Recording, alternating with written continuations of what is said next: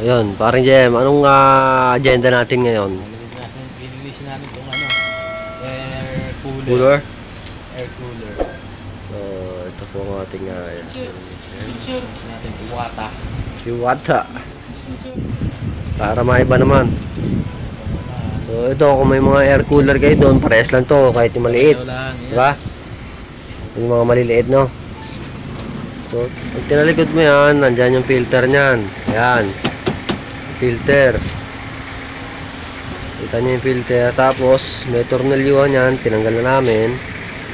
Pwede nyo na tanggalin. Tanggalin mo yung filter.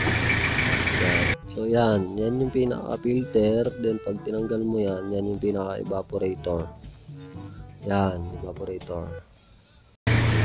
Kasi ito may pump to eh. Water pump. Ayan yung nagpapalamig. Pagka dumadalo yung tubig dyan, hinihigop ng pan palabas.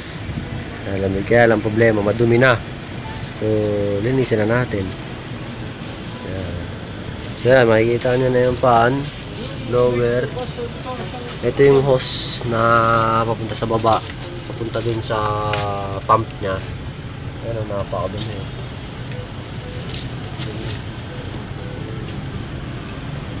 Ayan na. Ano, may higop pataas, tapos binubugan niya rin pababa. Ito. Bagsak din sa may filter. Hihigupin ng pan, lalabas, malamig na. Ito yung water clean out. Water clean out. Ayan. Iba alam ko may drawer yun eh. Nilalagyan ng tubig. Yellow, pwedeng yellow. Oo, pwedeng lagyan ng yellow. So ito dito lang. Clean out. Napakadumi. Ito mo dyan. Na-drain na po yan kanina. Kaya wala nang laman. Dumi, no? Dapat malinis din yan, no? Kasi parang aircon din to eh. Oo. So, linisin na natin. Yan, tanggalin muna natin yung tornilyo. Then next, para mabuksan natin talaga siya na maayos. Pero mas mainam, picturean nyo muna para di kayo maligaw. Oo, baka hindi na bumalik eh. Parang yung jowa ni JM, hindi nyo kabalik. Yan, baklas nyo muna yung sa likod.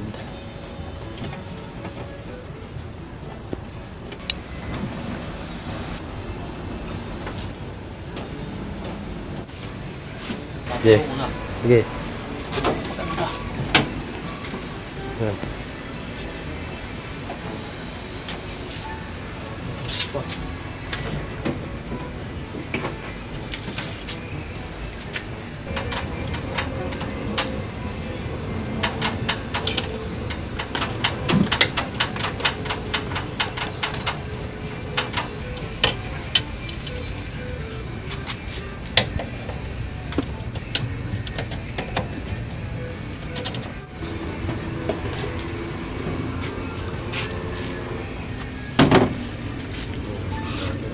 Dumi oh.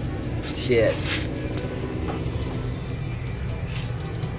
Ayan yung pump nyan. Yan. Ito yung pump. Tinutulak nito yung tubig dyan na malamig. Tapos pinupunta niya sa taas. Tapos binababa naman niya dun sa filter. Pababarang. Recycle lang din eh. Recycle lang din.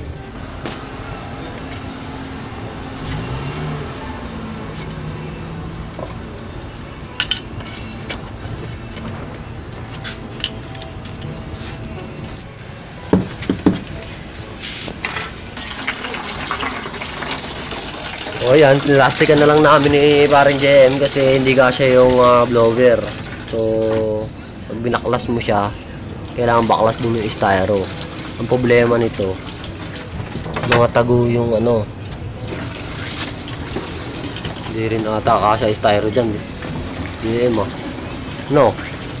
Kasi mayroong ano ito, gilid.